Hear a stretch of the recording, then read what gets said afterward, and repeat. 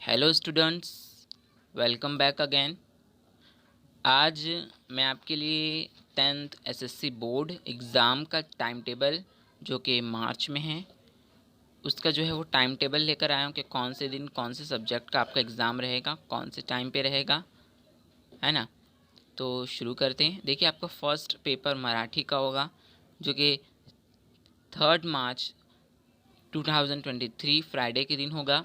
Second English का होगा, है ना, उसको 11 से 2, और ये भी 11 से 2, 11 टू 2 o'clock मंडे के दिन रहेगा। फिर थर्सडे के दिन अगला पेपर हिंदी का होगा।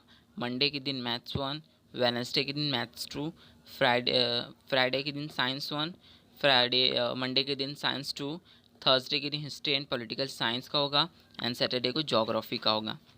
तो बस आपसे यही कहना था कि आप लोग तैयारी जो है, आपको ये बोर्ड एग्ज़ाम है, आप बोर्ड एग्ज़ाम अपना क्लियर करें, आप 10th में अच्छा स्कोर करें जिसकी वजह से आगे आपको किसी भी तरह की परेशानी ना हो, अच्छे कॉलेज में आपका एडमिशन हो। And I hope you understand,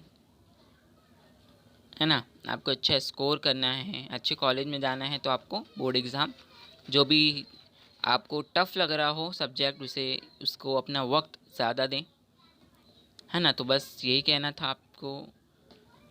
all the best students, bye.